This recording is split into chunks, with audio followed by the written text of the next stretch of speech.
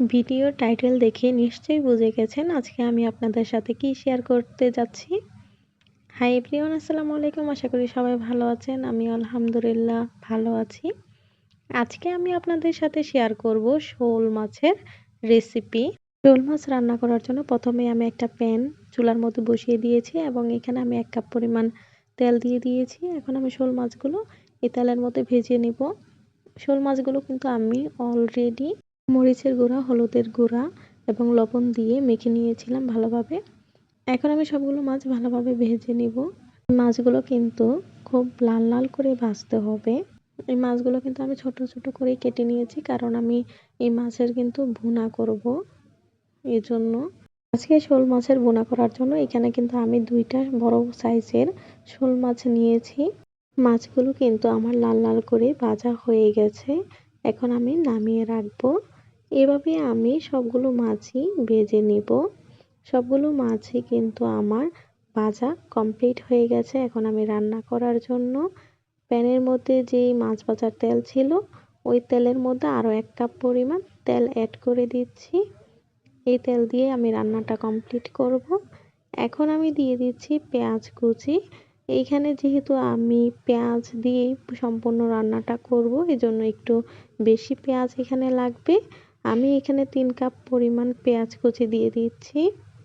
এখন আমি সবগুলো পেঁয়াজ একটু ভালোভাবে ভেজে নিব, তবে বেশি ভাজবো না। পেঁয়াজটা যখন একটু নরম হয়ে আসবে, তখন এই পেঁয়াজের মধ্যে আমি অন্যান্য মশলাগুলো অ্যাড করব। আমার পেঁয়াজ কিন্তু প্রায় একটু নরম হয়ে এসেছে। এখন আমি এই পেঁয়াজের মধ্যে অন্যান্য মশলা অ্যাড করব। প্রথমে দিয়ে দিচ্ছি 2টা তেজপাতা, দারচিনি এবং এলাচ। এরপরে একটু আমি ভালোভাবে একটু নেড়ে চেড়ে নিচ্ছি। এখন আমি এখানে অন্যান্য মশলাগুলো অ্যাড করে দিব। এই পর্যায়ে দিয়ে দিচ্ছি 2 চা চামচ পরিমাণ আদার পেস্ট এবং এই পর্যায়ে আরও অ্যাড করে নিব 2 চা চামচ পরিমাণ রসুনের পেস্ট। এই পর্যায়ে দিয়ে দিচ্ছি স্বাদ মতো লবণ। এই পর্যায়ে দিয়ে দিচ্ছি 2 চা চামচ পরিমাণ মরিচের গুঁড়া। আপনারা চাইলে কিন্তু এখানে মরিচের গুঁড়া বেশিও দিতে পারেন যদি ঝাল বেশি খান। এখানে আমি কাঁচামরিচ ইউজ করব, এই জন্য আমি কম দিয়েছি। এই পর্যায়ে দিয়ে দিচ্ছি 1 চা চামচ পরিমাণ হলুদের গুঁড়া। এখন আমি সবগুলো মশলা ভালোভাবে কষিয়ে নিব।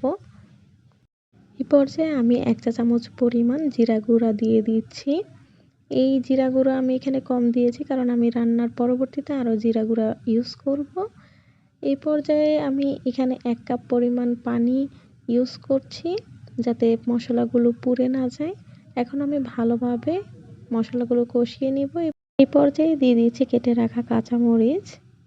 এখন আমি ভালোভাবে সবগুলো মশলা কষিয়ে নিব। আমার কষানো হয়ে গেছে। এখন আমি অ্যাড করে দিচ্ছি ভেজে রাখা শোল মাছগুলো। এখন আমি ভালোভাবে এই মাছগুলো দেওয়ার পরে একটু কষিয়ে নিব। সব তরকারি কিন্তু কষানোর উপর ওর স্বাদ নির্ভর করে। কষানো ভালো না হলে কিন্তু তরকারির স্বাদ বৃদ্ধি পায় না।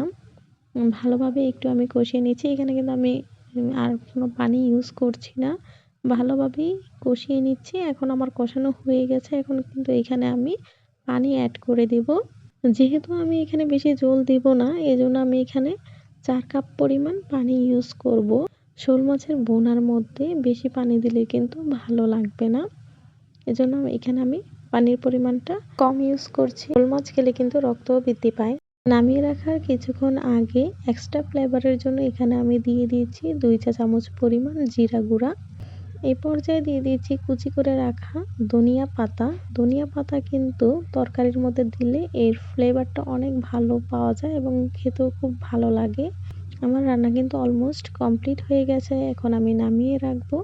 আমার রান্না কিন্তু কমপ্লিট হয়ে গেছে। আমি গরম গরম পরিবেশন করছি। সো আমার ভিডিওটা কেমন লাগলো তা আমাকে কমেন্টস করে জানাবেন। ভিডিওটা ভালো লাগলে লাইক, কমেন্ট, শেয়ার করতে ভুলবেন না। আর হ্যাঁ, আমার চ্যানেলটা সাবস্ক্রাইব করে দিবেন। আল্লাহ হাফেজ।